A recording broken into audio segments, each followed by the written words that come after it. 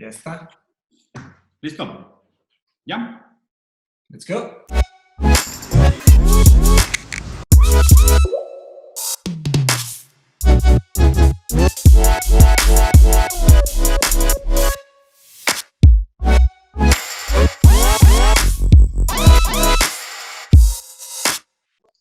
Go. Hola, ¿cómo están? Bienvenidos a otro episodio de Rosarín Bros. Hoy vamos a estar debatiendo un tema que se planteó desde nuestro grupo de Patreon. Entonces, para la gente que nos apoya, para la gente que nos ayuda a que este programa continúe existiendo, aún en estas etapas de capitalismo post-apocalíptico, muchas gracias. Y junto con ustedes escogimos el tema para hoy. Hoy vamos a hablar sobre el tema del futuro de la educación. La verdad es que es un tema que ha salido muchas veces, siempre recibo muchas preguntas en el lunes de preguntas y respuestas, es un tema muy interesante. Creo que de hecho inclusive ahorita en épocas de pandemia el tema de la educación se ha puesto en jaque y coincidentemente es un tema al que he estado investigando y he estado participando con Gabriel, nuestro amigo argentino, con esta escuela nueva que me está invitando a formar, entonces por ahí tengo un par de insights interesantes. Pero si quieres, yo creo que estaría cool, Machi, no sé si nos quieres platicar un poquito y tengas contenido sobre el origen de la escuela. Sí, pues claro, pues digo, hay mucho que comentar, ¿no? Y digo, no es como que va a ser un debate como tal, o sea, lo que vamos a hacer es una conversación, ¿no? O sea, No, quiero un debate. Un debate o sea, son demasiados checks para que califique como un debate. Yo creo que las personas hoy en día usan la palabra debate así de la nada y nadie sabe qué es realmente un debate. Piensan que en internet hay debates. ¿Cómo? Básicamente es como esos monos flotando y un vato luchando contra el mono, güey. O sea, eso no es un debate, güey. Tipo... ¿Cómo? O sea, tuitearle a Kanye West y a Trump en Twitter no es debatir con ellos. Güey. Vas por buen camino con ese sarcasmo. Me rompes el corazón, güey. Yo pensé que era un gran debatedor, güey. Hay muchas falsas interpretaciones de lo que es una... Lo que podemos tener es una conversación, y el objetivo de la conversación es tratar de llegar a la mayor verdad posible, ¿no? Algo que de cierta manera es imposible llegar a una verdad absoluta. Podemos compartir nuestras ideas, ir haciendo síntesis y ir construyendo. Se me hace que eso es lo que podemos hacer. Se podría argumentar que el principio de la educación fue con Platón, ¿no? En Grecia clásica, en Atenas, en donde él veía que el sistema de la democracia de Atenas estaba en decadencia. Él observaba que las leyes no servían a la gente, ni a la sociedad, ni al individuo. Entonces él notaba que como ya se había caído, o sea, había un gran fracaso, ¿no? Y Platón, pues con la muerte de Sócrates, que además de que se murió un gran sabio de Atenas, que era un sabio entre comillas, ¿no? O sea, él no tenía, sí tenía una educación formal, pero era un mendigo, ¿no? O sea, Sócrates era un vagabundo, pero hizo un gran cuerpo de conocimiento ahí con las pláticas que hacía y todo, y llegó a tener cierto respeto, ¿no? Y cierta influencia en la sociedad. Sócrates salió en obras y todo, ¿no? Entonces, con la muerte de Sócrates, Platón muy famosamente, pues escribe la Apología, junto con datos históricos de Jenofonte, ¿no? Que era un historiador de la época, y la Apología presenta como un sistema fallido, o sea, que la democracia falló, algo que podemos relacionar con el día de hoy. Entonces, lo que hace Platón es, decide luchar contra las injusticias a través de la educación. Y él lo hace de una manera muy inteligente. Él pues claro, él pues como filósofo plantea desde raíz un sistema, o sea, y tiene toda una estructura de lo que es educación, tiene toda una estructura de lo que es justicia, y básicamente están asociados esos conceptos. O sea, él dice que para llegar a la justicia individual y para llegar a la justicia social, se necesita conocimiento. Y él decía que no son cosas diferentes. O sea, podemos hablar de injusticia individual y podemos hablar de justicia social, pero para él, en la realidad, son uno mismo. No sirve uno sin otro, ¿no?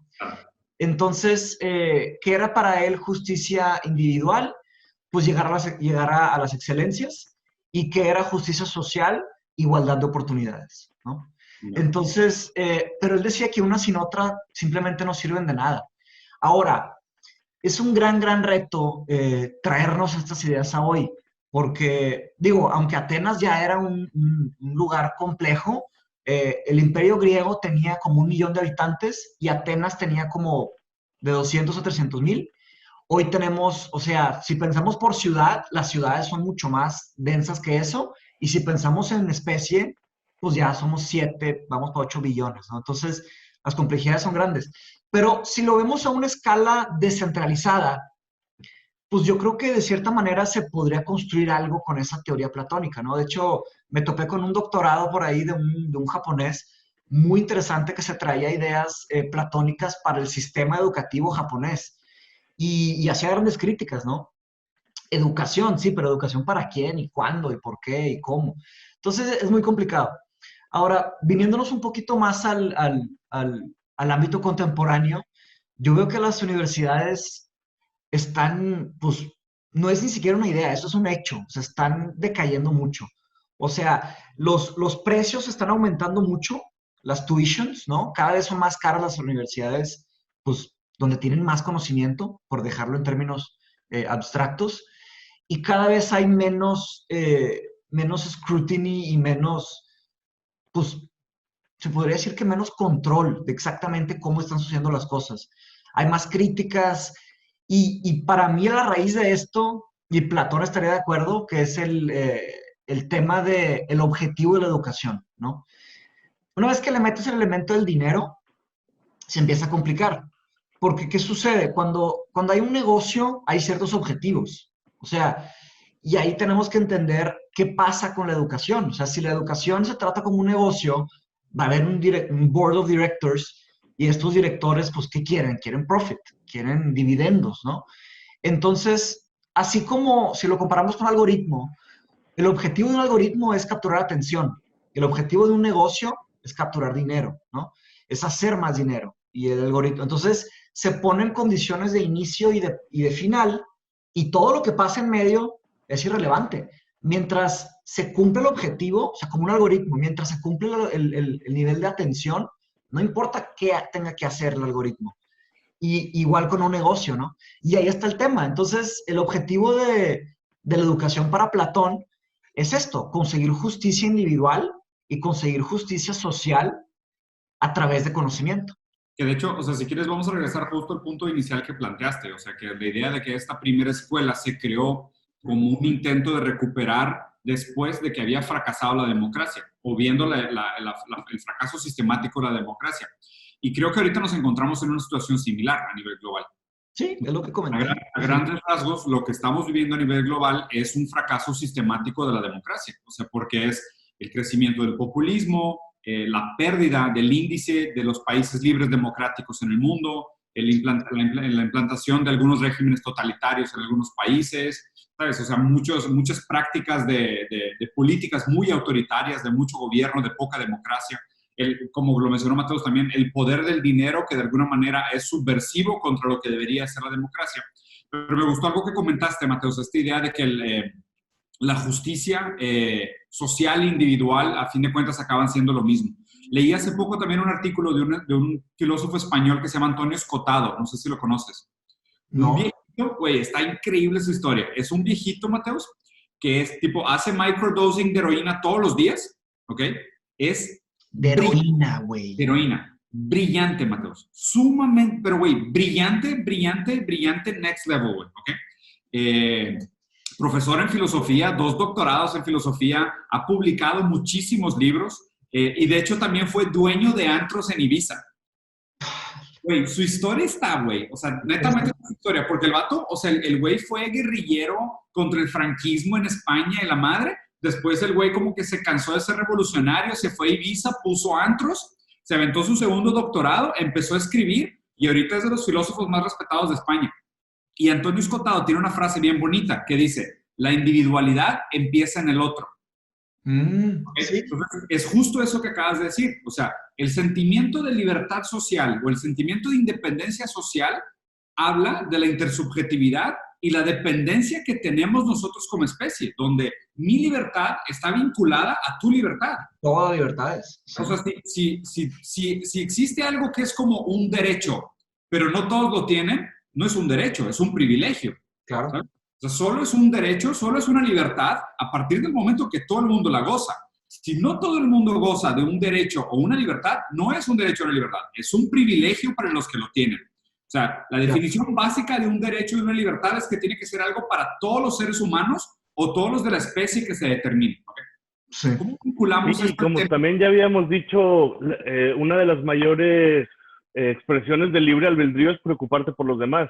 Claro, que nadie te puede obligar a preocuparte por los demás, sino que tú por tu propia libertad decidas responsabilizarte por los demás. Claro. Pero obviamente también esto está mucho colgado o dependiente del entendimiento del materialismo histórico, que es decir, pues tú de alguna manera estás inserido en una cultura que te premia o te castiga por cuidar al otro, ¿sabes? Entonces, inclusive, de hecho, o sea, quiero mencionar dos temas aquí importantes referente al comentario que hizo Mauri. Primero, entonces, esta noción de, sí, estamos en un momento muy similar en términos de la democracia está fallando y probablemente la educación sea una parte del rompecabezas de lo que tengamos que arreglar, ¿ok? En el sentido de el modelo de escuela como existe hoy, como lo planteó Mateos, no es nada más que un negocio. O sea, cumple cada vez menos con las funciones tradicionales de preparar un ser humano para una vida digna, para una vida ¿sabes?, de self-fulfillment, de persecución de grandes ambiciones y de progreso. Y se puede imaginar un costo, ¿no? Sí, ahí te va algo en esas líneas. O sea, que se me hace que está en decadencia también. O sea, lo que hacen las universidades es que forman trabajadores, ¿sabes? Claro. O sea, las universidades son proveedores, de cierta manera. Claro. Y digo, todos necesitan un trabajo, estamos de acuerdo con eso. O sea, necesitamos trabajar. O sea, no es como que no podemos nada más sentarnos. Es diferente. Es diferente necesitar trabajar y necesitar un trabajo. Porque necesitar un trabajo ya suena a una codependencia, ¿sabes? De que alguien te emplee. O sea, todo el mundo necesita alcanzar una vida digna a través de hacer algo que aporte a la comunidad y le sea digno y honorable a la persona que lo hace. Sí, pero estamos de acuerdo que necesitamos trabajar. O sea, necesitamos trabajar. Sí, pero la definición de trabajo es que no quiero dejar a libre interpretación, macho.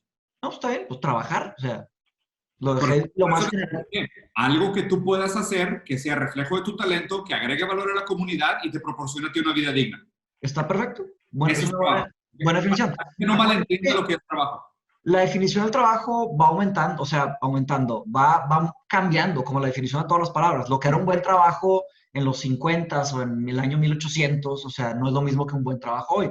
Hoy está el tema de love what you do y de que follow your passions y todo your eso. ideology. Ajá, pues sí, exacto. Entonces, ¿qué es un trabajo? Pues tú lo acabas de decir. O sea, algo que traiga satisfacción, que esté con tus talentos. Está el concepto del Ikigai de japonés, que es donde están tus talentos y lo que necesita el mundo, donde se encuentra. Agregue valor a la sociedad. Exactamente. Muy bien. Pero estamos de acuerdo que necesitamos trabajar. O sea, todos sentados no se va a hacer, se van a caer, ¿ok? Ahora, eso no implica exactamente que el rol de las universidades sea formar trabajadores. O sea, claro, eso es donde está mal el beef. Para mí, la función de una universidad es formar gente. O sea, es dar las herramientas para que las personas tengan su mayor expresión como seres humanos. O sea, que puedan desarrollar sus talentos, sus virtudes, sus capacidades, su intelecto, y claro, que puedan desarrollar, o sea, sus intereses, ¿no? Sus curiosidades. Se me hace que ahí es donde está fallando.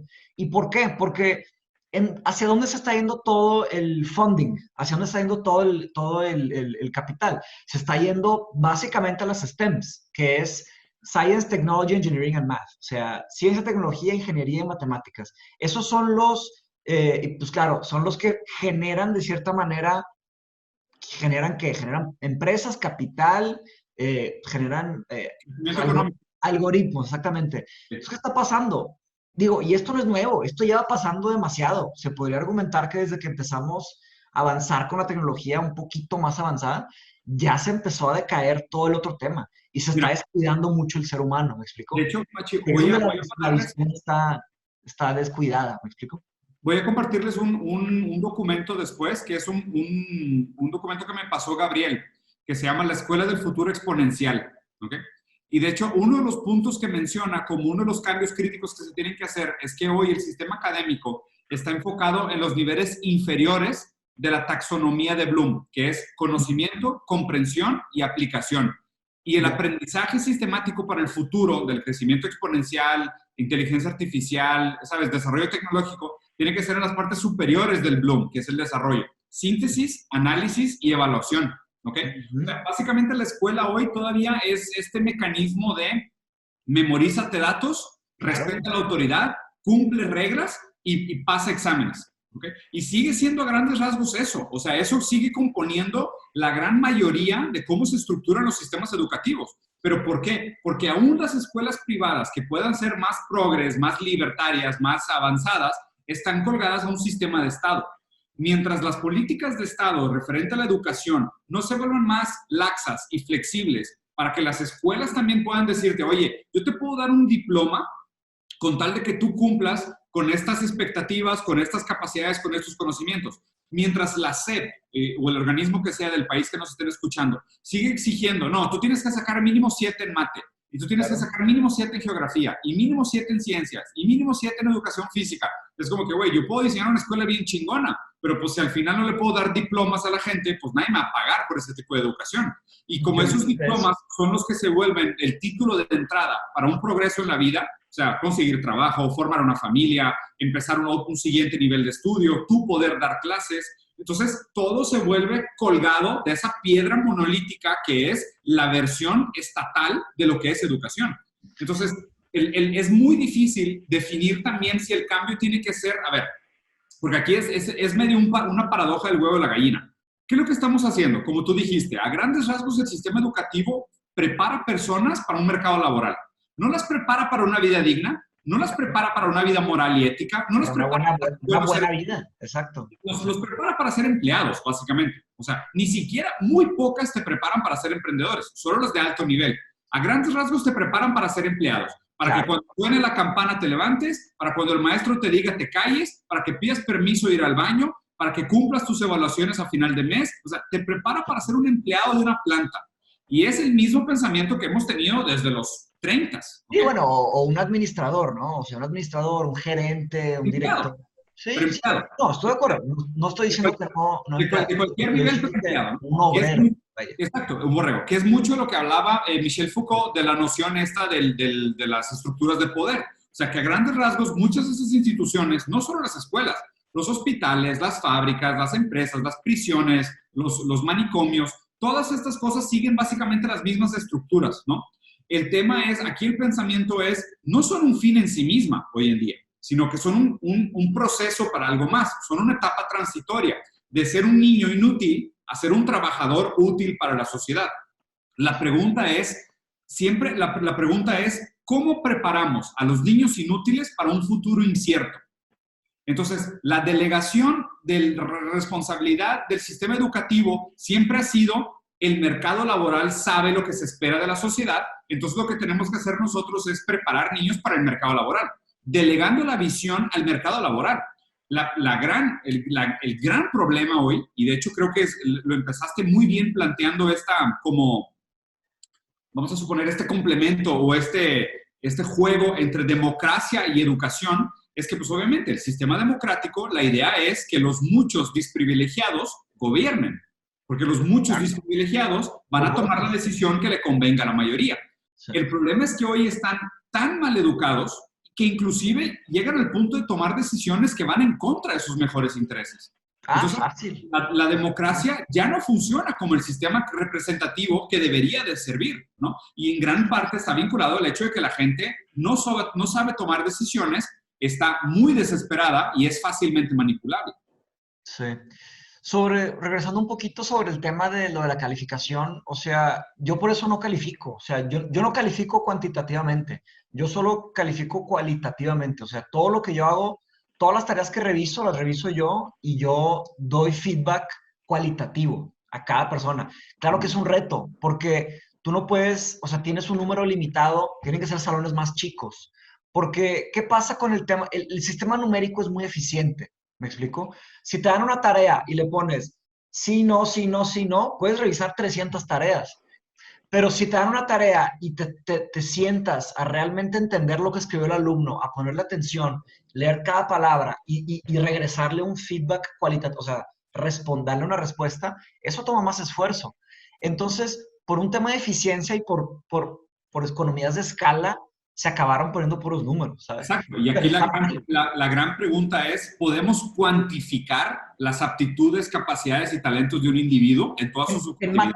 En matemáticas sí, en cosas como filosofía no. O sea, en En cosas como, aunque sí hay, o sea, todas las universidades de filosofía, o sea, incluyendo la que yo estudié, o sea, sí hay rúbricas, hay, calificaciones, brackets, lo que tú quieras. sí hay, güey, Pero sí te funciona. obliga, pero te obliga a catalogar y sacrificar mucho de lo que se considera como cualitativo del ser humano.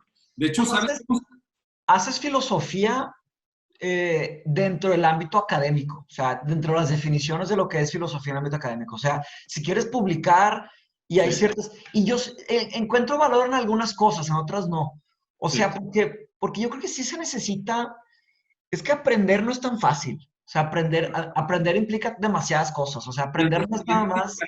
El problema de tener estos criterios cualificativos, ¿ok? Más bien cuantitativos para determinar o juzgar o catalogar las aptitudes y conocimientos y talentos de un individuo para compararlo con otros y crear una escala, que a fin de cuentas es lo que estás haciendo. Es decir, oye, pues, digo, a lo mejor en cada uno de los criterios que te evaluaron para tus entregas, sí existe una lógica de por qué fue 8.5 y no fue 9, o por qué fue 9.2 y no fue 9. O sea, ¿sabes? Existe una lógica, pero al final esa numerología se vuelve como diminutiva, ¿sabes? O sea, es diminutiva en el sentido de, ¿cuánto acabaste de promedio? ¿Te graduaste o no te graduaste? ¿Sabes? O sea, como que toda esa numerología que en su momento pudo haber sido muy representativa de algo específico, a grandes rasgos terminó poniéndote en un sí o en un no, en algo que acabó siendo casi binario. A este pensamiento casi antiguo le dicen las escuelas espartanas, ¿sabes? Y obviamente haciendo referencia a que los espartanos eran la sociedad más capacista de la historia. O sea, los espartanos tú nacías con una deformidad al barranco, mijo. ¿Sabes? Claro. O sea, tú nacías feo, chueco, con un ojo mal parido, lo que sea, al barranco, ¿ok? A grandes rasgos, ese tipo de pensamiento que son las escuelas espartanas sigue existiendo al día de hoy, ¿ok? Y a fin de cuentas, cuando hablamos sigue existiendo aún el pensamiento espartano, porque, por ejemplo, lo que se considera como un niño con las aptitudes mínimas para entrar al sistema educativo sigue siendo algo espartánico. De hecho, a los niños que nacen, por ejemplo, y tal cual, ayer estuve leyendo, les voy a pasar el documento porque ahí viene la explicación de esto. Sí. Los niños que nacen de partos naturales o sin apoyo de emergenciales son los niños que se consideran aptos para entrar al sistema educativo. Si tú naces y necesitas apoyo médico, se te considera como niño del milagro. Niño del milagro quiere decir que solo sobreviviste al parto por ayuda a la ciencia. ¿Ok? Eso es desde cesárea. Desde la cesárea. Haz de cuenta, o naciste con el cordón umbilical en el cuello, o necesitaste un respirador, o estuviste internado las primeras 2 semanas. Eso se consideran como niños del milagro. A los niños del milagro no se les da entrada directo a las escuelas. Se les evalúa. ¿Ok? Pero ve lo raro que es esto. Esto ya habla de un utilitarismo e inclusive una eugenética de a priori, como sí, a decir... automática, desde nacimiento. Wey, pero es algo, güey, yo nunca lo había leído, machi, y ahorita estoy investigando un chingo sobre el capacismo y tal cual. O sea, existe ese sesgo a priori de desde cómo naciste, ya te puedo decir si tienes derecho a una escuela tradicional o no. Lo complejo de ahí es que siempre o sea, las personas que defienden ese argumento siempre van a usar el argumento de la naturaleza. O sea, ¿cuál? El argumento de la naturaleza, pues es que así es, ¿sabes? O sea, es que pones 10 semillas, nacen 2, nace 1, ¿sabes? Lamentablemente es eso. Nosotros ya tenemos la capacidad de irnos mucho más allá. O sea, y ahora te pregunto si tenemos la capacidad, porque no lo hemos logrado. No hemos logrado quitar ese sesgo. Entonces, ¿a qué me refiero con tenemos la capacidad? Nosotros sí somos naturaleza, los seres humanos somos naturaleza, pero si nos comparas con un árbol o con un perro, nosotros tenemos unas capacidades superiores, ¿no? Que es la conciencia, que es la gran distinción. Está la conciencia, está el pensamiento crítico, está una lógica avanzada, están ciertos sistemas tenemos muchos más sentidos que un árbol y que un perro, ¿no? Entonces, en teoría, tenemos más responsabilidad. Somos como los adultos de la Tierra, por así decirlo, aunque no parezca. Pésimos adultos. parece que los árboles y las montañas son más sabios que nosotros, claramente, ¿no? Pero en teoría somos los adultos de la Tierra, porque pues tenemos estas cosas que los demás no tienen. ¿Cómo lo usamos? Pues lo usamos muy mal, ¿me explico? Entonces, ese sesgo, lo que estás hablando, es algo realmente difícil de cambiar, porque se tiene que cambiar a un nivel sistemático. Claro. O sea, ¿por qué? Porque como somos tantos seres humanos, tantas personas, las personas nacen corriendo y se quedan la vida entera corriendo. Y la pregunta es, ¿corren hacia qué? ¿Corren hacia sobrevivir? Exacto. Corren hacia comer y hacia disfrutar y hacia un poquito de hedonismo. Pero Eso es lo que corre la gente, ¿sabes? justo ahí está el jaque de la paradoja de cuál es el rol de la educación a futuro. Completamente. La ¿Cuál es la normalización visión de la educación? Eso para mí es la verdadera pregunta que tenemos que responder es, ¿para qué es la educación? Exacto. ¿Sabes? La educación es para prepararnos y poder enfrentarnos al futuro. El Claro. problema es que el futuro es incierto y contingente. Sí. Entonces, Ahora, ahí no estaría tan de acuerdo. El futuro es incierto para algunos, para otros es completamente cierto. O ¿pero sea, puedes predecirlo? no. O sea, me refiero a seguridad, a sobrevivencia. No. Para Incierto, mucha creo que no gente, se puede predecir. A que no lo puedes contemplar como algo, sé lo que va a pasar en el futuro, entonces sé qué decisiones tengo que tomar. O sea, incierto y contingente se refiere a la idea de decir, pues mira, si yo sé que en el futuro vamos a ser invadidos por una especie de aliens y necesitamos prepararnos con armas desde hoy, pues ya habría un plan claro de prepararnos. ¿Sabes? no, Entonces, el punto de quiebre de la Tierra son absolutamente 10 billones de habitantes. Entonces nos tenemos que preparar para una mentalidad de escasez. El problema es que el futuro es incierto. también, o sea, el peligro de pensar así es que en realidad no se hace nada, ¿sabes? O sea, el tema es que el miedo paraliza, ¿me explico? El futuro siempre ha sido incierto. O sea, ahorita la pandemia nos tocó algo que pues, nos tocó vivir, pero estas cosas han pasado y van a seguir pasando, Sí, ¿sabes? el futuro siempre se ha considerado como algo incierto y obviamente muchas civilizaciones le han tratado de sacar la vuelta con esta idea de las musas y los oráculos y la teología. Claro, para calmar a la raza, sí, o sea, Claro, para el futuro siempre ha sido incierto. Entonces, por lo mismo, lo difícil es tomar estas decisiones sabiendo for a fact que el futuro es incierto. O sea, más bien, y es justo lo que platicábamos, ¿te acuerdas en el evento de Futuro del Trabajo? Sí, ¿Cómo y preparas una generación si no sabes cuáles van a ser las profesiones del futuro? sí, claro, pero eso honestamente, ese argumento siempre ha existido. O sea, había gente que tenía miedo de los libros, tenían miedo de las máquinas. O sea, siempre hay un miedo, eso es de Heidegger. O sea, cada vez que te metes a entender una tecnología, hay demasiada ansiedad, demasiado miedo. ¿Por qué es relevante este argumento en este momento? Porque seguimos preparando a la gente con nuestra visión de la incertidumbre del futuro de hace casi un siglo. ¿Me explico? O sea, no se ha modernizado. Vamos a suponer, en aquel momento se decía, la incertidumbre del futuro es, pues mira, no sabemos qué nos depara, lo que tenemos que hacer es preparar personas para que puedan trabajar, puedan ser autosustentables de manera económica, puedan tener una vida digna. Prepáralos para el mercado laboral. Poco a poco el canon económico gana la batalla, las escuelas se hacen empresas, antes que escuelas son empresas, porque si no tienen profit no existen. Entonces todo eso sesga aquí y se vuelve una paradoja de huevo y la gallina. El problema es que si solo preparas gente que entienda la vida desde el canon económico, como diciendo, tu único objetivo es sobrevivir a través de la generación de riqueza o la generación de valor que te va a dar dinero para sobrevivir, tú vas a seguir perpetuando ese canon económico. Justo lo que propone Gabriel en este paper que les voy a compartir es esta idea de cómo se rompe ese paradigma desde la educación. O sea, planteando una noción distinta que es justo la capacidad de que las personas puedan imaginar una vida distinta. O sea, si tú puedes imaginar una vida distinta sin necesariamente, oye, pues desde que te graduaste ya empezaste a hacer prácticas profesionales y ya te subiste a la rueda del ratón y ya no te puedes bajar. O sea, ya te subiste a la rueda del ratón y ya estás ahí y vas a perpetuar el canon económico. Entonces, creo que por eso me gustó tanto cómo lo iniciaste haciendo esta comparación de la reformulación del sistema educativo se tiene que hacer como una respuesta a la falla de la democracia, porque la falla de la democracia refleja una pérdida de libertades en el otro, como lo planteó Antonio Escotado. Pues fíjate que algo también que hacen las universidades bien es el tema de la resiliencia, ¿no? Fíjate que la vida está llena de estrés. Creo que alguien que diga que no está profundamente equivocado. O sea, la vida está llena de dolor. Creo que vivir implica tener una cierta experiencia de dolor. No hay vida sin dolor, no existe. Entonces, ¿cómo queremos preparar a las personas? O sea, tienen que tener una cierta capacidad de tolerar estrés, de tolerar dolor. Si algo que me molesta profundamente de la sociedad contemporánea es que muchas personas se rinden muy rápido. O sea, muchas personas se rinden automáticamente. O sea, la primera idea es rendirse. ¿Me explico? O sea, ya no está esa persistencia. Chance y nunca lo hubo. No sé, chance estoy equivocado. Pero la capacidad de tolerar frustración, la capacidad de tolerar, ¿sabes? De fallar e intentar otra vez. Y luego de fallar otra vez y luego intentar otra vez. Coronavirus. Ya me dio el corona.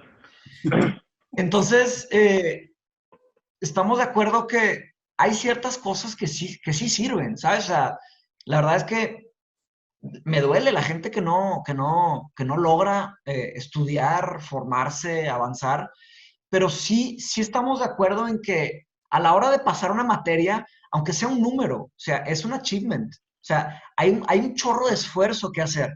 No podemos tampoco ser absolutistas y decir, no sirve absolutamente de nada tratar de calificar bien y mal. O sea, también decir que no existe lo que está bien y lo que está mal también es una falla de lógica. O sea, estoy de acuerdo que... ¿Dice que yo planteé eso como un relativismo capacista? No, o sea, sí, pues de cierta manera dijiste, o sea que, es que lo que estoy diciendo es que no todas las disciplinas se pueden calificar exactamente, o sea, solo con cualitativo, solo con Sí, cuantitativo. estoy de O sea, acuerdo. sí, o sea, entonces lo que se requiere es un híbrido. O sea, Claro. básicamente Lo que se requiere. el problema del híbrido es que, o sea, híjole, es que es bien complejo. Cuando le metes a la ecuación números grandes, o sea, y países diferentes, culturas diferentes, Ok, se hace hablemos, una ecuación extremadamente compleja, ¿me pero explico? ¿cómo? ¿Te estás rindiendo al cambio o nada más estás planteando que es muy difícil? No me estoy rindiendo al cambio. O sea, pues, güey, o sea, yo escribo una carta cada que alguien entra a Mindshop, a la Sociedad de Conocimiento.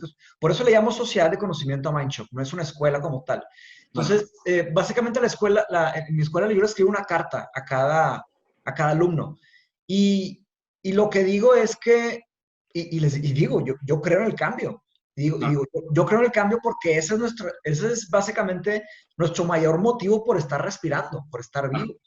Y obviamente me refiero a cambios constructivos, ¿no? O sea, cambios constructivos a nivel especie, ¿no? Es Línea pensar de a progreso. nivel especie. Yo tengo como objetivo que Mindshop dure 2500 años. O sea, eso es lo que yo quiero que sea Mindshop.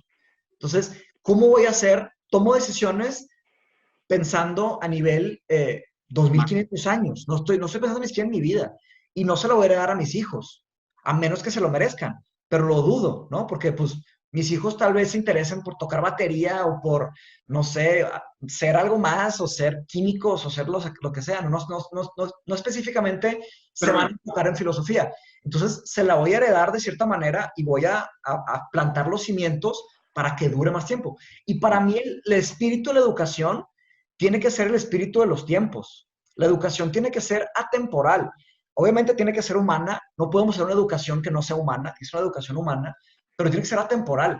Y por eso para mí la visión de hacer trabajadores o hacer profit se me hace limitada. ¿Me explico? sí, claro, es súper limitada. Por lo mismo, también mucho lo que se juzga dentro del canon económico como un estudiante de éxito es súper sesgado y es muy cortoplacista, es casi miope. De hecho, ve, una cosa, Machi, y no sé si estás de acuerdo conmigo, probablemente una de las experiencias más enriquecedoras que tuvimos fue la experiencia multicultural. O Claro. sea, más que las escuelas en sí, fue la oportunidad de estudiar en Brasil, en México, en Italia, tú en Inglaterra, o sea, de vivir en diferentes lugares. O sea, esa experiencia a poco no vale oro, güey. Inclusive mucho más que las escuelas tradicionales. Tal vez lo compararía con el nivel de dolor que sufrimos. O sea, No, el pero nivel, y de acuerdo, creo que el dolor inclusive es parte de la ganancia. también, no, eso es lo que estoy diciendo. El Sí, nivel de dolor que sufrimos a tan temprana edad y la capacidad de resistir ese dolor y sí. transformarlo en, pues, Alain de Botton dijo una frase, o sea, es esto, pero poéticamente dicho. Dice la voy a tratar de traducir simultáneamente, dice, debemos de tiempo en tiempo de periodos de estar cavando la oscuridad, o sea, ciegos cavando, Sí, tener la capacidad de transformar nuestras lágrimas en conocimiento. claro. Y se puede decir que eso es aprender. Y claro, Platón también estaría de acuerdo con ese comentario, porque para Platón, la metáfora para la educación de Platón es la salida de la caverna. Y Sí. salir de la caverna implica un dolor, Pero espera, ¿sabes? nada más Entonces, para acabar. tienes que estar un poco incómodo para aprender. Claro. Entonces, Es la ¿y por única. qué hice esta pregunta? Porque, por ejemplo, si sabemos, y básicamente es algo que conocemos a nuestros amigos también, que muchas veces las experiencias más enriquecedoras son esas experiencias internacionales, de exponerte a otra cultura, interactuar con gente de otra cultura, vivir la adversidad de aprender otro idioma, de tratar de adquirir conocimientos o establecer vínculos en otros idiomas. O sea, y hoy con la tecnología es algo que se podría hacer en todas las escuelas. Podríamos tener salones multiculturales hoy, prácticamente de manera gratuita, ¿ok? Sí, yo Esto sabía también que eran culturales. de hecho, esto es algo que plantea también Gabriel en este estudio que está planteando, que es, oye, mientras más tú pongas a los niños desde muy chiquitos en interactuar con otras culturas desde muy pequeños, ya les estás quitando mucho del antisemitismo, del racismo, de la xenofobia, Claro. ¿sabes? Y ya los estás preparando realmente para un mundo integrado. O sea, ¿qué sentido tiene tenerlos en un salón de clases donde están todos los días sentados con sus vecinitos, ¿sabes? Cantándole la bandera, ¿sabes? Haciendo himno, güey, o sea, construyendo esta noción de nacionalismo y soberanía nacional que también tiene sus valores, pero no debería ser solo eso. Si De hoy con acuerdo. tecnología te puedes conectar a un salón, ¿por qué no tienes una clase? Vamos a suponer, güey, me la estoy mamando de fácil. Un día entero a la semana que estés conectado por un salón virtual con niños de Colombia, de Argentina, de Buenos Aires, de Venezuela, ¿sabes? De puros hispanohablantes. Y Mancho, está eso es. padrísimo, güey.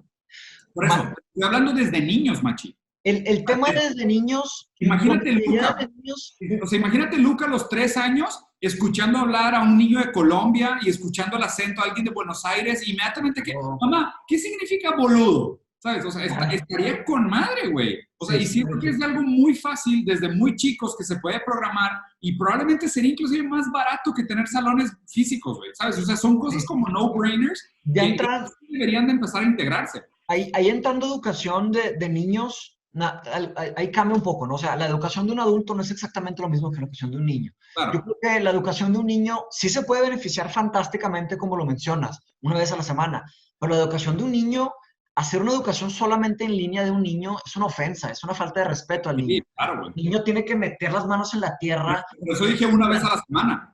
Sí, sí, sí, no, es perfectamente. Y también ahí ya tiene un acceso ya a tecnología, aptitudes. Claro. No, está increíble. O sea, lo que mencionaste, lo que estoy haciendo con Mindshop, tenemos gente en toda América Latina. Hay gente en España, aparte en España, aparte en Estados Unidos. Y eso ahí está Marceli también, la esposa de Casio, la novia de Casio. En Y, portugués. y ella habla en portugués y la raza escucha portugués y están aprendiendo. Eso definitivamente es un elemento que debemos de hacer y debemos de hacerlo ya. Y se está haciendo de cierta manera, o sea, están los MOOCs, ¿Dónde? ¿sabes? Está haciendo en el privilegio. O sea, aquí es donde está mi No, no, gran no, de los todo. MOOCs, los MOOCs son gratis, o sea, pero claro, tienes que tener una compu de internet.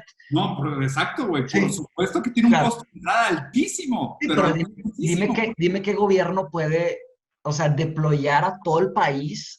O Bueno, sea, y por eso ahí, dije, la ahí tiene que haber importancia. intervención de gobierno, tiene que haber. Exactamente, que es justo lo que te comenté. O sea, que aquí se vuelve un tema de el gobierno, o más bien las políticas públicas relacionadas a educación del Estado, se vuelven una piedra para el avance. Y en lugar de promover realmente una idea como la platónica de la igualdad de oportunidades, hacen todavía más grande el gap. Porque pues obviamente, y hoy también, aún el aprendizaje y el acceso a conocimiento es exponencial. O sea, es un niño que desde chiquito, desde los 3 años de edad, está involucrado a pláticas internacionales, interactuando con otros niños. Claro, Mames, completamente. cabrón, ya despegó, ¿sabes? O sea, ya despegó. Para cuando salga de secundaria, básicamente vive en otro mundo. Sí, sí, sí, estoy Ese de es el acuerdo pedo, contigo. güey. O sea, ya salió, o sea, nosotros perpetuamos el capacismo espartano y lo alargamos hasta secundaria, cabrón.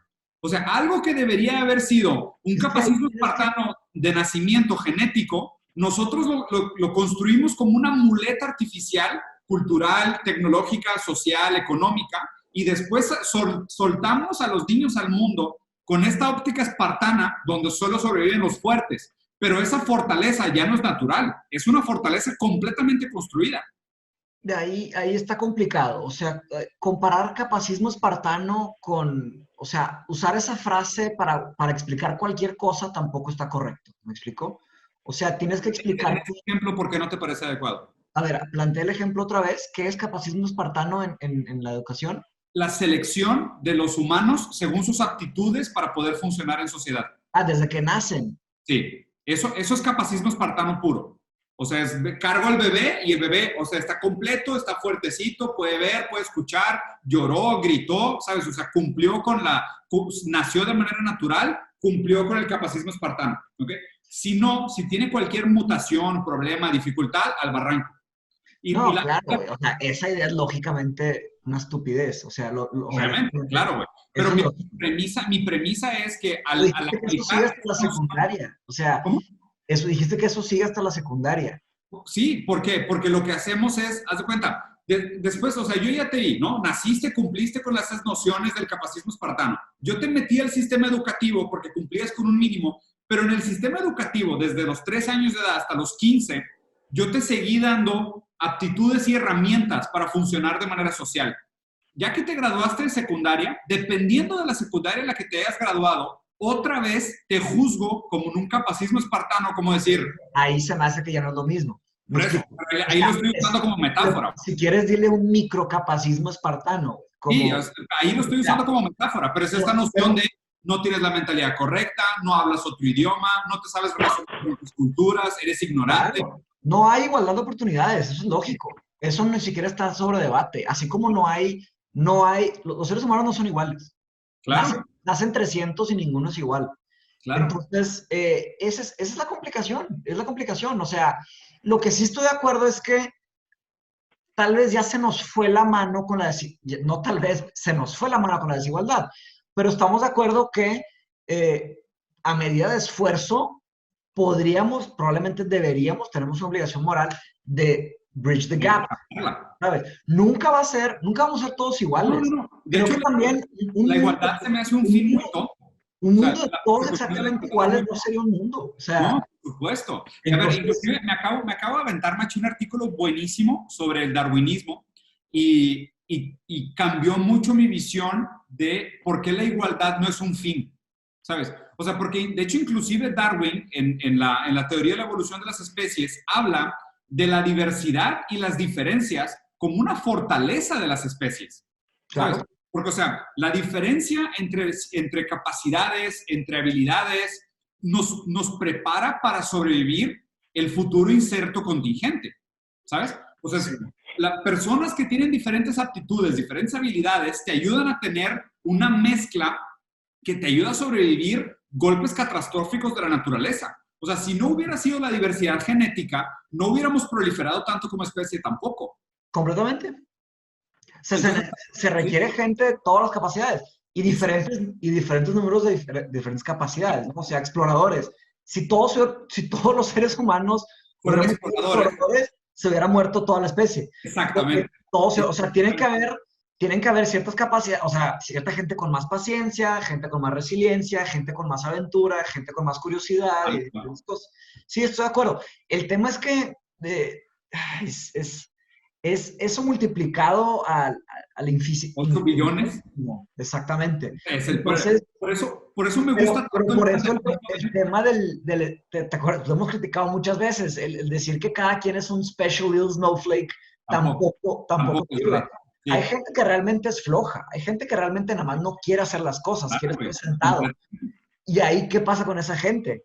O Pues sea, es esta gente se complicado. tiene que ir filtrando. O sea, básicamente Pues ahí lo que está. pasa es lo difícil Y de el esto, filtro es lo complejo.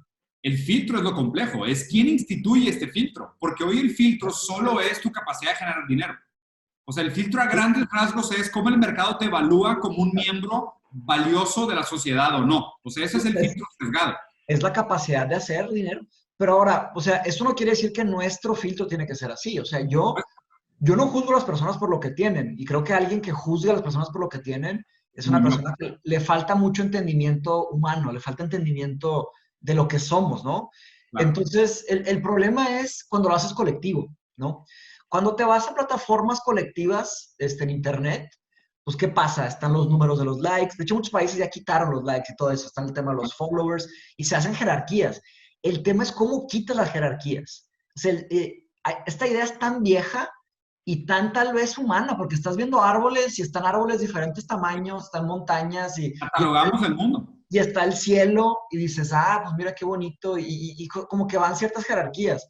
Y se va, y la naturaleza va siguiendo haciendo jerarquías, nos gusta o no nos gusta. Pero justo, me parece que por eso es importante, y justo lo que leí ahorita este fragmento, de por qué el rol de la educación se tiene que cambiar de alguna manera. Y específicamente esta frase es la que se me hace importante.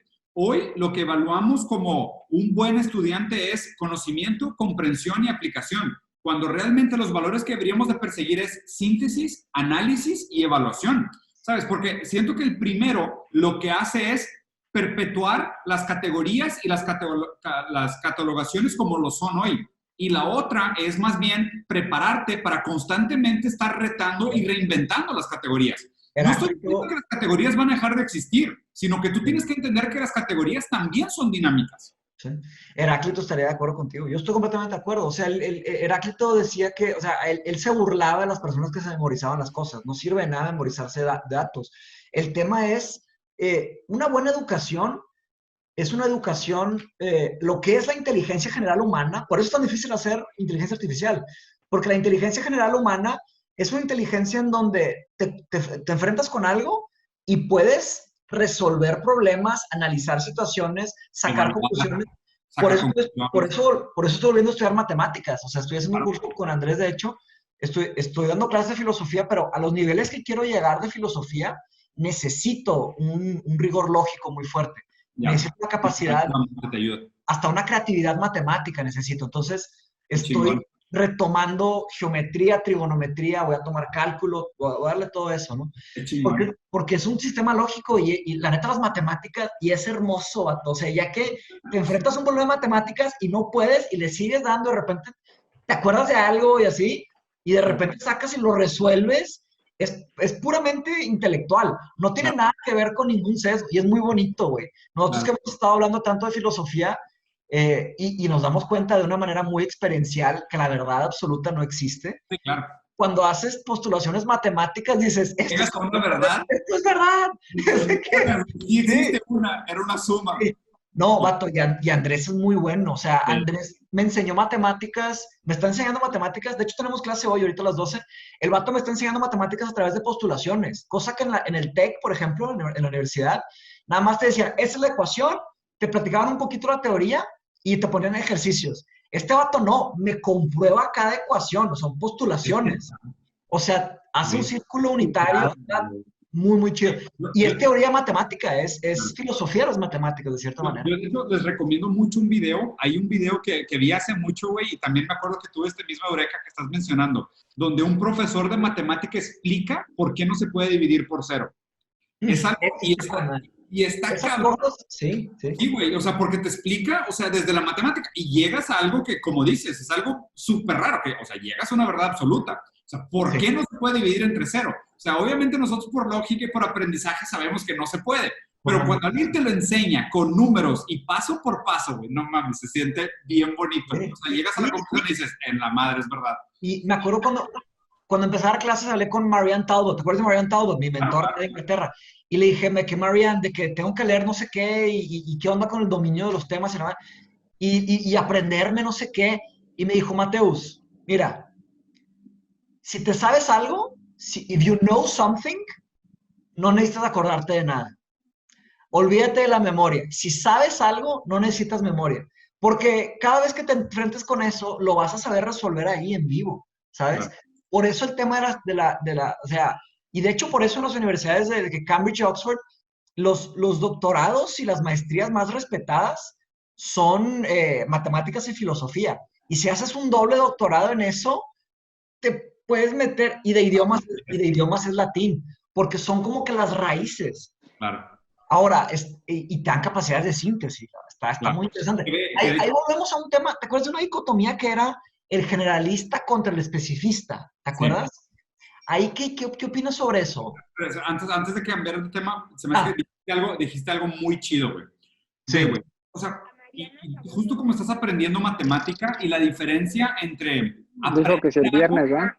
Estoy acordando. O sea, la diferencia entre aprender algo y no tener que Es la cuenta de pago. y poderlo aplicar de una manera fácil para poder, o sea, para poder aplicarlo en la vida real. O sea, si tú entiendes el por qué no se puede dividir por cero, en lugar de solo memorizarte que no se puede dividir por cero, cada vez que se te presente un problema similar, tú te vas a tener que acordar que nada más no se puede dividir por cero, porque es algo de memoria. Pero si tú sabes la razón lógica del por qué la relación entre las variables de un problema imposibilita el resultado, cuando te enfrentas al problema va a ser de que, pues, obvio, no se puede. Ni siquiera te vas a tener que acordar. Y esa es la diferencia. Y creo que, güey, o sea, ahorita me sentí reflejado en cómo aprendí física y mate, que para mí es algo muy difícil. Yo nunca fui bueno para eso.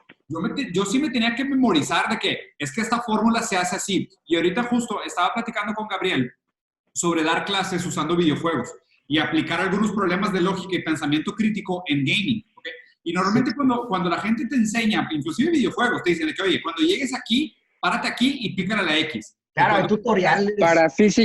Para física, Zelda Breath of the Wild sería una joya, ¿eh? Ahí están todos los ejemplos. Y luego la otra es la diferencia de decir de que, mira, tienes que aprenderte este patrón, tienes que aprenderte esta lógica, tienes que aprenderte esta relación entre variables y ya vas a poder tú solo tomar la decisión de se tiene que hacer de manera A o se tiene que de manera B.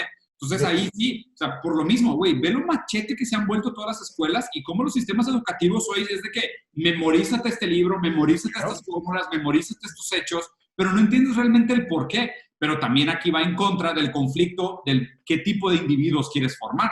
No quieres formar individuos críticos, analíticos de síntesis que evalúan. Quieres formar empleados.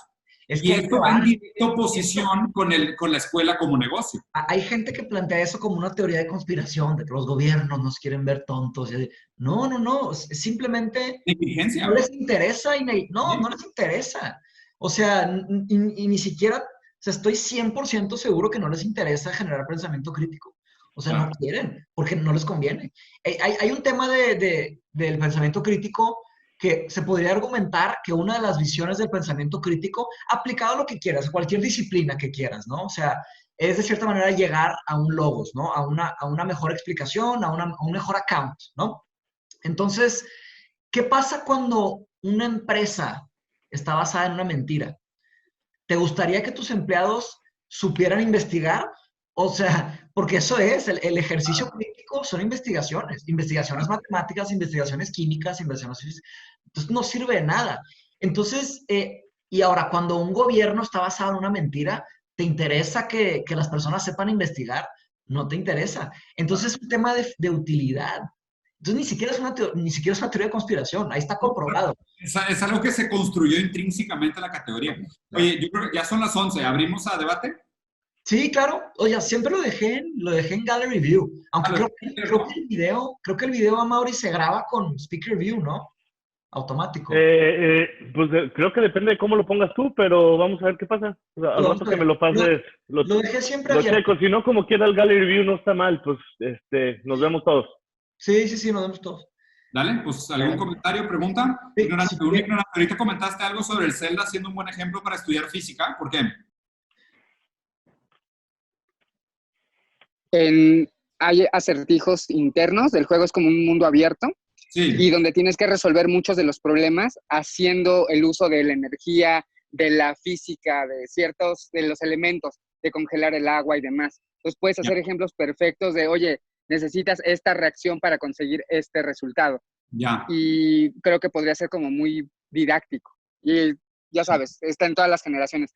La otra rápida es, yo desde hace un tiempo he creído que cada caso es un caso, entonces la educación también debería de generarse de una manera más específica en ciertos grupos de personas, pero ¿qué opinan ustedes de eso? Sí, completamente. De hecho, por eso también ahorita estoy investigando tanto y obviamente también mi caso individual, me he metido mucho a investigar el tema del capacismo, ¿sabes? Y cómo, o sea, obviamente por eficiencia y economía de escala, tendemos a esta idea de la estandarización por eficiencia, de decir, pues se tiene que juzgar a todos con la misma vara. Pero esa premisa está sumamente sesgada, ¿sabes? O sea, está súper rota. Sí, güey, súper rota, güey. O sea, un ejemplo que me encantó, haz de cuenta que un profesor que es discapacitado, o sea, que es una persona que tiene capacidades muy, muy distintas, dijo, a ver, ¿por qué a mí me juzgan como discapacitado, obviamente la palabra correcta es con capacidades diferentes o capacidades diversas, porque yo llegué aquí en silla de ruedas. Y luego dice, no, pues es que la otra gente tiene acceso a otros territorios y pudo subir escalones. O sea, realmente lo trataron de argumentar de una manera respetuosa, pero tratando de encontrarle la lógica, ¿no? Entonces él planteó la pregunta, ¿cuántos de ustedes llegaron aquí caminando? ¿Y cuántos de ustedes llegaron aquí en transporte público? ¿Y cuántos de ustedes llegaron aquí en su carro propio? ¿Sabes? O sea, ¿por qué medimos el capacismo en la distancia de los escalones de la entrada del salón, pero no en la distancia de tu casa a la universidad? O sea, tú también usaste ruedas para moverte. También se mide por el clasismo eso, ¿no? Exacto, güey. Entonces realmente ahí empezó a desnudar muchas de las ideas que tenemos del capacismo y dices, en la madre, güey, es verdad, güey. O sea, ahí les va un ángulo. A una persona en silla de ruedas puede ser un gran programador sin pedo. Sí, por supuesto. Claro, no tiene absolutamente nada que ver. Pero aquí todavía más. O sea, él dice, tú me juzgas como capacidades diferentes porque yo soy una silla de ruedas para llegar desde la entrada de la universidad hasta aquí. Tú usaste ruedas para venir desde tu casa hasta acá. En kilómetros son más, güey. Claro, claro. O sea, ¿cuál es tu lógica? Tu silla de ruedas, porque todo el mundo la tiene, es normal, entonces. Claro, eso tiene que ver con con la capacidad de levantarse de la silla de ruedas, lógicamente. Pero y luego, por ejemplo, dicen también el tema de no sé, güey, la movilidad o la capacidad, por ejemplo, del daltonismo, el identificar o no identificar colores, y habla realmente como si, oye, ¿realmente estas capacidades te hacen menos o diferente? Como sociedad hemos construido la noción de que eso vale menos?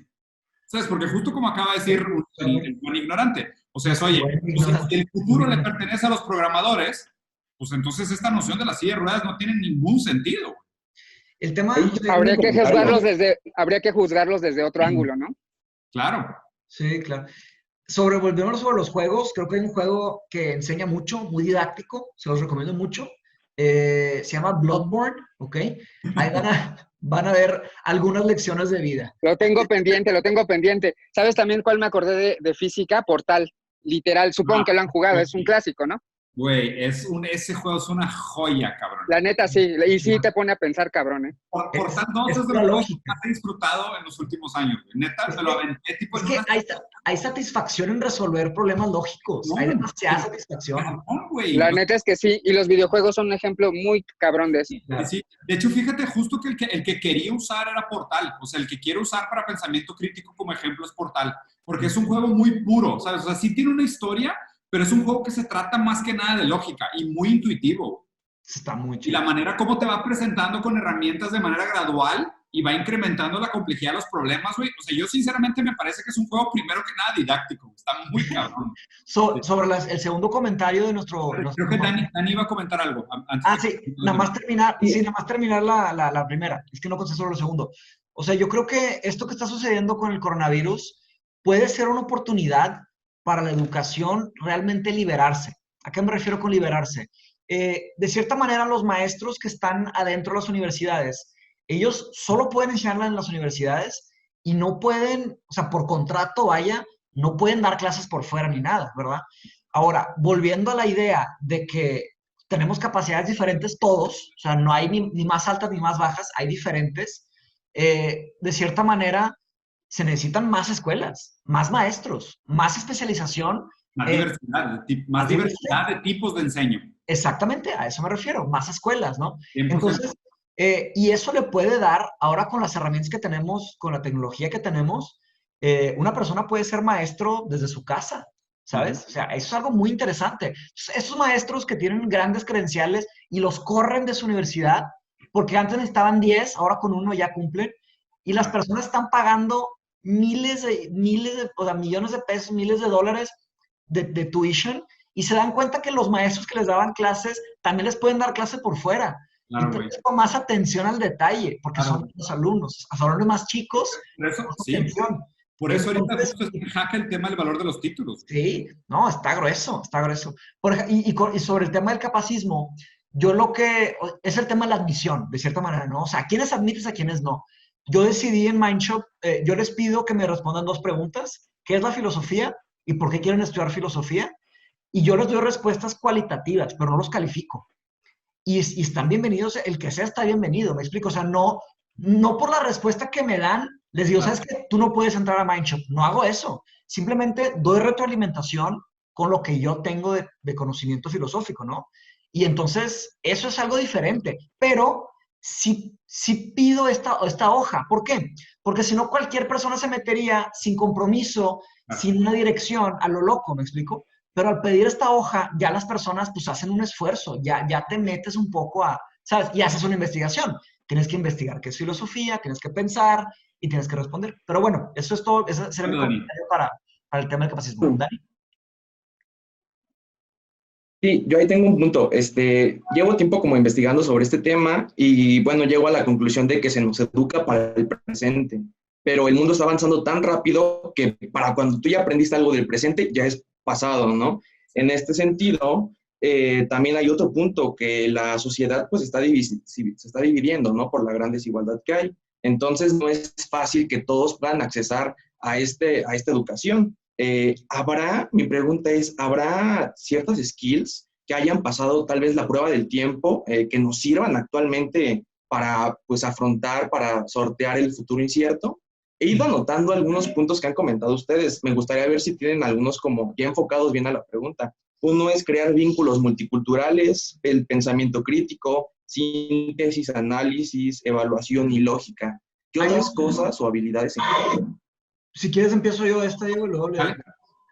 Hay un estudio de Harvard que se dice que es el estudio más largo que hemos logrado tener. O sea, normalmente un estudio que dura más de una década, se empieza a decaer, se empieza como, o se muere el que está investigando, o la universidad deja de dar fondos. 10 años de estudiar una cosa es un gran trabajo, ¿ok? Hay un estudio en Harvard que ya van 75 años que lo están haciendo. Está fascinante, es el estudio más largo que han hecho. Y creo que van a estar contentos que la pregunta que están viendo es una pregunta muy central a los seres humanos, es ¿qué es vivir bien? ¿Qué es vivir una buena vida? ¿No? En muchas dimensiones, ¿no? Y agarraron a cerca de 800 personas y han estado estudiando sus vidas a través de todo este tiempo y les hacen cuestionarios y los preguntan y les entrevistan. Y es gente de diferentes clases sociales, de diferentes ámbitos, de diferentes, o sea, de diferentes lugares, muy, muy complejo, ¿no?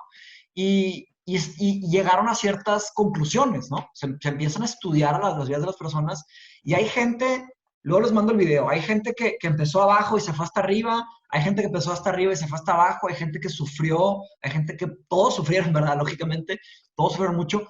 Pues hay personas que fallecieron, personas que se enfermaron y medían datos alimenticios y todo. Y un factor en común que encontraron con las personas que lograron vivir buenas vidas eran las personas que tenían más relaciones interpersonales. O sea, básicamente lo que lograron, una de las conclusiones que sacaron del estudio es que la soledad es algo realmente, realmente dañino. Y no solo me refiero a la soledad dañina psicológicamente, me refiero también, si quieres, profesionalmente, familiarmente, de salud, o sea, de diferentes aspectos, lógicamente, psicológicamente, ¿verdad? Eso es lo primero que se nos viene a la mente. Entonces, y también en un concepto de resiliencia. ¿Por qué? Porque al hablar con otras personas, esas capacidades de socializar son algo que realmente es muy difícil medir qué tanto nos afecta cuando nos exponen a una idea nueva. Cuando alguien nos da una idea nueva, es difícil medir el nivel de profundidad, de trascendencia que tiene nuestras vidas cuando alguien nos dice una idea nueva. Entonces, y luego un buen consejo que te puedan dar. ¿Cómo y las ideas son como un virus, Mateus. Sin desviarme tanto del tema, continuando con este concepto, que te den un buen consejo. O sea, hay una diferencia muy interesante que es cuando comparas la inteligencia y la sabiduría, ¿no? Se puede decir que la inteligencia es la capacidad de resolver problemas a un nivel general y la sabiduría, de cierta manera, es la capacidad de evitar problemas. O sea, el inteligente resuelve, el sabio evita tener que resolver. Es, de cierta manera, un tema más de eficiencia. Entonces, el escuchar buenos consejos, historias de vida, claro que también está en la literatura. Puedes leer un libro y ahí tienes una historia de vida. Por eso la literatura tiene gran valor de conocimiento, también la ficción, ¿verdad? Porque hay historias verdaderas. Pero el tener un sistema de amistades, gente que te ame y amar gente.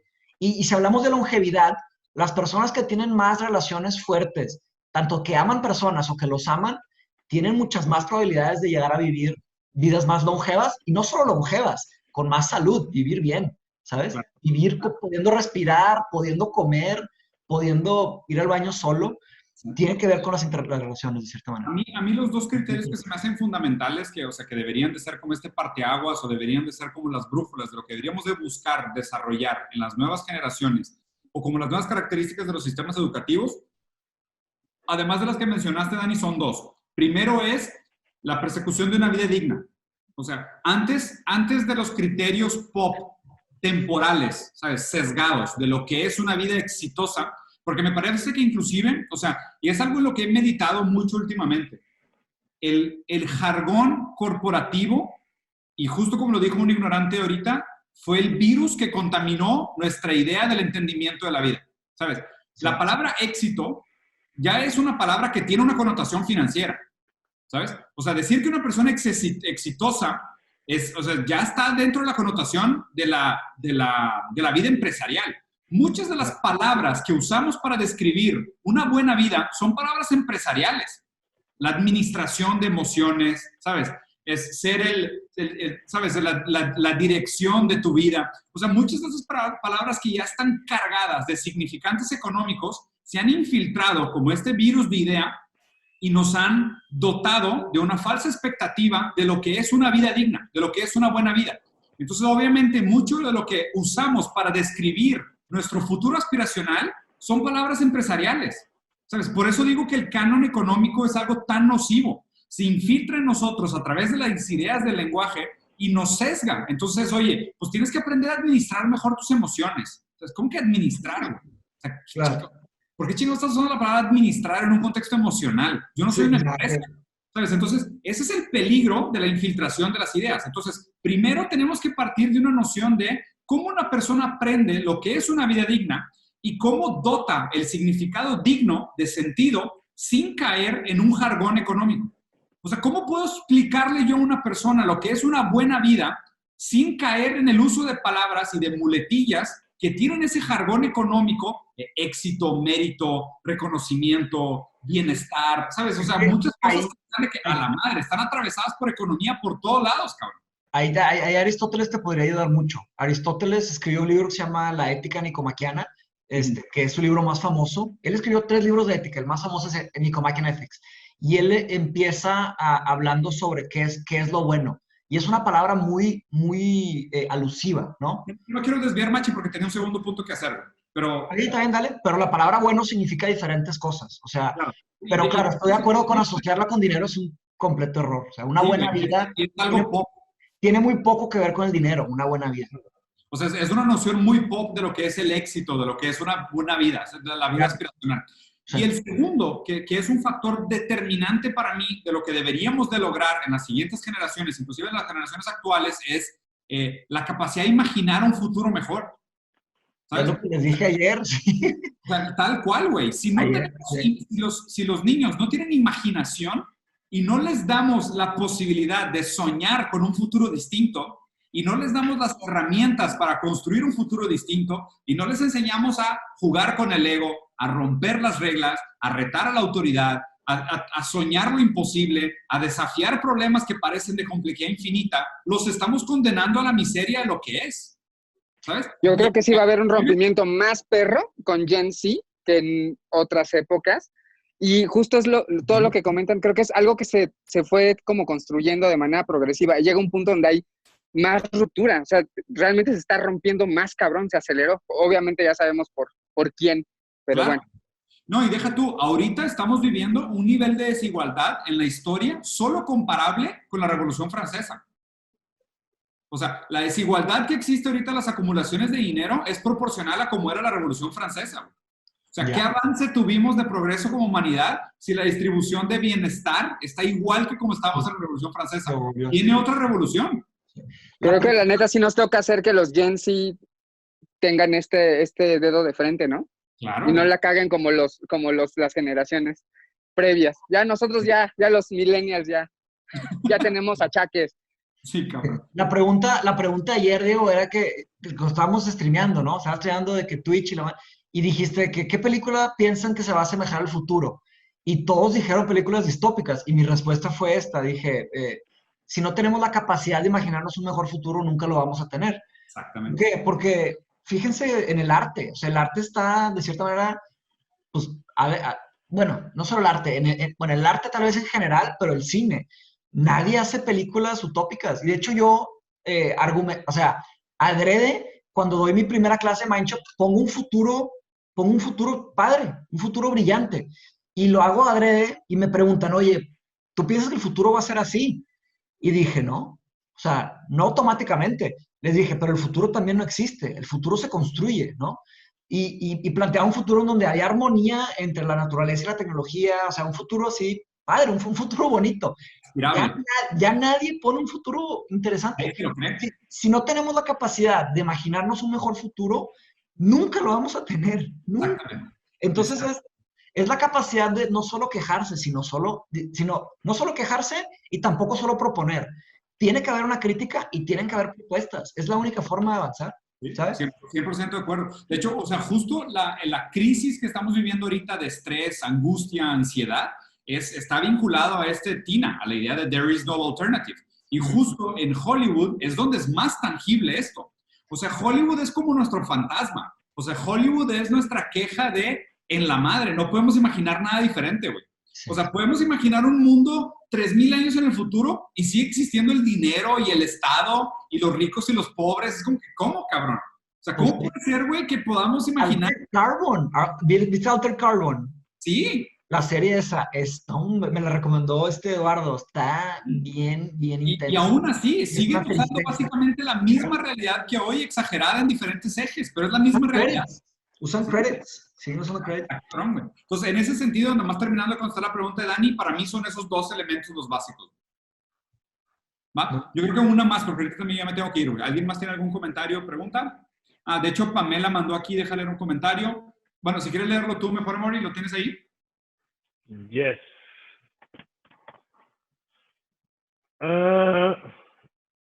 Sí, pues es más comentario que tema, dice Pam, les dejo un libro de divulgación científica que tal vez pueda interesarles. Sistemas emergentes o qué tienen en común hormigas, neuronas, ciudades y software. Qué chingón. De Steven Johnson. Es la cuestión, especular el futuro para tomar decisiones en el presente. No me digas que es de cibernética. Se me hace que es cibernética esto. ¿Será de cibernética? Could be. Hormigas, ciudades, softwares, cybernetics. Oye, ayer estaba leyendo una tesis sobre la cultura natural. Más bien, la pregunta era, ¿los animales pueden crear arte? Y estaba bien chingón, güey, porque comparaban de que, por ejemplo, te ponen la foto de la capilla esta de Gaudí, la de Barcelona, ¿no? Claro. Y te dicen, ¿esto es arte? Y todo el mundo dice, sí, güey, o sea, no mames, aparte del proceso de Gaudí, el método continuo. Increíble. Es absolutamente arte, ¿ok? Y luego te ponen una foto de un hormiguero en África que se parece, o sea, tiene picos y está así, la madre, y te dicen, ¿y este pedo es arte? Y dices, vergas. Pues no, o sea, las hormigas lo hacen de una manera puramente utilitaria, puramente pragmática, y no necesariamente tiene el mismo mérito que el Gaudí, que tiene la proyección, la visión, la aspiración, la relación cultural, la queja, la proyección del futuro, la visión. El pedo es que el resultado es el mismo. No, deja tú. El hormiguero proporcional sería una capilla de Gaudí multiplicada por 1000 de altura. Lo micro es lo macro. Sería 1000 veces la altura de la capilla de Gaudí si lo comparáramos contra el hormiguero de África. Entonces, o sea, ni siquiera es comparable. O sea, es ridículo nuestro achievement comparado con lo que hacen las hormigas en este esfuerzo comunitario por crear un monumento a su propia sociedad. O sea, la narrativa de qué es mejor, quizá ahí está construida por el Sapiens, ¿no? Claro, güey. Pero ya en la praxis, velo, lo acabas de decir. ¿Sí? Habría que observar cuál es la definición de arte. Claro, que viene desde la estética. Y obviamente también tendríamos que tener un debate muy profundo sobre el antiespecismo. O sea, si realmente somos una especie que merece toda esta distinción de las otras especies. O sea, la verdad es que está bien complicado el argumento. Pero pues sí, es una pregunta fascinante de estética. Pero para responder eso, para responder si algo es arte, primero hay que definir qué es arte. Claro, güey. Y esa Claro. pregunta está bien larga. Está Sí, bien larga. de hecho, me he metido mucho estética últimamente. Estoy viendo mucho, me estoy aventando el curso de estética de Ernesto Castro. Ya, los videos. Estoy viendo los Sí, videos. tú eres profesor de estética, güey. Sí, ese va profesor de todo. Ese Sí, va estudió todo. Sí. está cabrón. Y el güey tiene, haz de cuenta, tiene un curso de estética, se los recomiendo mucho, donde empieza obviamente con las bases de estética, las nociones de diferentes filósofos sobre la estética, y luego tiene un curso sobre cada estética de cada cultura en el tiempo. Haz de cuenta que empieza de que qué era la estética en las primeras organizaciones de los sapiens en las cuevas, o sea, las pinturas rupestres y la madre. Y luego así se va como haciendo la evolución de la estética a través de la historia. Y es bien raro porque cuando lo empiezas a ver a través del materialismo histórico, dices, ah, cabrón, o sea, y cuando no estábamos instaurados en el lenguaje, las pinturas rupestres que solo documentaban los sucesos de un día, porque pues nada más era eso, o sea, hoy cazamos un mamut y se murió Pepe, ¿sabes? Y lo pintabas en la cueva para que quedara ahí documentado. ¿Y por qué se considera eso como arte rupestre? Si era un proceso de documentación. Entonces, cuando yo apunto mi lista del súper, también es arte, ¿sabes? Se podría... aguacates y un costal de limones, es como que chinga. O sea, ¿cuál es la diferencia de la pintura rupestre? Se podría decir que es un tema trascendental, ¿no? O sea, sí. Pero hay que asumir que la intención de estos cavernícolas era trascender. Si eso se cumple, entonces sí se puede ser arte. Bueno, pero sí, pones ese criterio como trascendental. O sea, claro. Porque obviamente ahí la pregunta será, o sea, ¿y trascendental en qué scope? ¿Sabes? Porque ellos, o sea, tendrán los Homo sapiens, estos que hacían pinturas rupestres, un entendimiento del tiempo como algo longevo e infinito. O sea, si no tenían esa noción, ¿pueden entender lo que significa trascendental? Y por lo mismo... Quizá no, pero sí tenían miedo a la muerte, ¿no? El tic-tac de la muerte. Ahí la trascendencia tiene que ver con la mortalidad, ¿no? No exactamente con el tiempo. No, pero hay cuevas que encuentran que están completamente pintadas, no solo en una esquina, en el techo y claro. Y eso, pues, no es exactamente una lista del súper, ¿verdad? Sí. Pero, güey, pero está bien interesante. Muy interesante. No, me encanta. La estética me encanta. De hecho, ya estoy trabajando de cierta manera en el sílabus de estética del curso de Mancho. Oye, Diego, pero sobre educación, quiero proponer que invitemos a Abel Sánchez. Mauri lo conoce. Él ha trabajado mucho con educación y estudios a futuro. Y quiero invitarlo al próximo podcast. Para que podemos continuar esta plática y él está bien metido ahorita en eso y puede agregar bastante a la plática, a la conversación.